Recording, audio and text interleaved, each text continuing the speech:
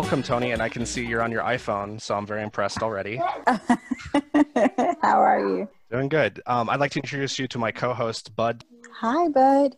Hello. Nice to meet you. So you have the enviable position of having gotten to hear our pilot, right? So you're kind of familiar with what we're going to do here today? Yes, kinda, and I'm a little nervous. Basically, this is a game that we're going to ask you a series of questions that are in the STEAM domain. So science, technology, engineering, art, and math. Those are the themes. This is going to be fun and funny. I'm glad. I'm glad that I'm prepared.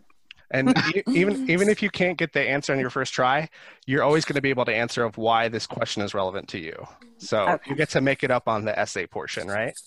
Thank you. And, Thank you for your unless grace. you're wrong. There was one question with our last guest, and he was like, oh yeah, I guess that connection could be true too. All right, Tony, That are is you ready fun. for your science question? This author observed that humans had a propensity to utilize abundance for population growth rather than for maintaining a high standard of living. Do you know the name of this English economist? I do not know the Are name you of kidding? that English account. The answer is Thomas Malthus. Oh, The Malthusian trap. okay. Thank you. I'm learning here today. You guys put me in class early. But I believe you published a book called The Day the White House Turned Green in 2014. I did. So I did. Malthus was one of the first kind of green essayists. So The Day the White House Turned Green was my second book in the series Jet, The Adventures of Jet Antoinette, and Jet Antoinette is my daughter. This American media organization posts talks online for free distribution under the slogan, Ideas Worth Spreading. It has been held annually as a conference since 1990. This is the only one I'm going to get right, and this is the TED Talk. That's right. So what can you tell us about TED Talks, Tony? Oh, absolutely. I had the privilege of doing a TED Talk last year in December of 2019, and my talk was centered around children and literature and literacy in general. My idea worth spreading was that kids love YouTube, and I have an 8-year-old and she absolutely loves YouTube. And I was doing some research on it, and I found that kids are the biggest viewers on the site. And so I'm thinking from my just research and my own personal opinion that kids are drawn to it because other kids are putting a lot of content out, right? And so it's very relative to them. It's some of their same interests and the things that they like. And so I thought, what about having kids write more children's books? So then that way it's like, oh, A, a child that's around my age did it, I can do it. And B, it must be interesting because, again, it's a child author. So more than likely they're writing about something that's cool or of high interest to me. This is an engineering question. In jewelry design, when a diamond or gemstone is cut into a small rectangular or tapered shape with stepped edges, it shares the name of this foreign bread. Do you know what that's called?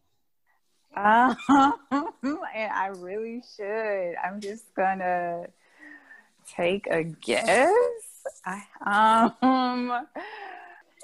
A French bread. Is it jet? Oh, it's actually baguette. Is that baguette. familiar? Yeah, I have definitely not opened any of my jewelry design books in some years. But you have done some thorough research. I could tell you that. So do you still do any jewelry design? Are you wearing any of your own pieces? No, unfortunately. That was like a phase of my life. I was really just trying to find out what I was into, and I love jewelry. So I have 3 degrees, and one of them is, the second one that I obtained was jewelry design. I moved from Atlanta after graduating from Clark to New York, and I attended FIT and studied jewelry design there. And I was able to just study and find out everything that the city had to offer, that the school had to offer. And that is where I studied the jet stone, and I love the properties. It's a stone of protection, and it's JET. But I decided, oh my God, I love this name so much. It's a black and brown stone that I said I was going to name my first child Jet, whether it was a girl or a boy. So it just so happened that it was a girl. You're in the fun part. Are you ready for your art question? Yes. 1937 novel by African-American writer Zora Neale Hurston describes protagonist Janie Crawford, an African-American woman in her 40s who recounts her life. What is the name of this book? Was it Their Eyes Were Watching God? It absolutely is. Yay! Out of 4 right. Yay! So I'm guessing you brought up Zora because she and I are both from Florida. Mm-hmm. Yes. And I just another chance for you to talk about being a writer, which I think is a critical aspect. Yeah, absolutely. They actually host this annual conference called the what is it? The Zora Neale Hurston Festival every year. And I've been wanting to go, but of course with COVID, I definitely can't go now. But I still one day want to cross that off my bucket list. But for me, writing has just always been a part of my makeup. When I was a young girl, I used to write apology letters to my mom, and then just express myself through diaries and things like that. So I've just always loved writing. And then in 2012, I got pregnant with Jet, and dealing with pregnancy, as you two will never experience, is one of the most emotional things that a woman can undertake. And so I just found writing to be an outlet for me. And I just wrote. And I just started writing these series for her. And now she's going to become an author with one of the 100 kids that I'm writing, allowed to write. All right. Are you ready for your ultimate question about math?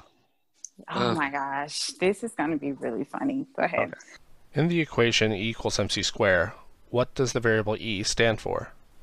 And I'll give you a clue. I bet your daughter and your niece have a lot of this, and you're like, man, you have so much of this. You need to stop running around. Energy? Yeah, that's right. Wait, hold on. I had my eye on a 2013 book called Where Does Time Go? Yes, that was my very first book, Where Does Time Go? And I wrote that book because, like I said, I was writing and it was very therapeutic for me. And that was one of my favorite things that I wrote. And I said to myself that I would publish it. And at that time, I didn't own a publishing company. I had no idea. But my goal was to have it published by the time my daughter, Jet, at the time turned 1. And the time just flew by as a 1-year-old, from birth to 1, it's perfect. That was the perfect book for that time. And so that was my very first book. Is there anything that you're working on currently where you'd like people to kind of check out, or something you want to plug, Tony? Absolutely. The initiative. Again, the initiative is called My Young Life Matters, and more information is available on BFFpublishinghouse.com. That's we know BFF as Best Friends Forever, but for me and my company, it's books for the future. And then you can insert scientist, doctor, lawyer. What would kids that aspire to have such big dreams, what would they read and write right now? And so that's the focus of my publishing company.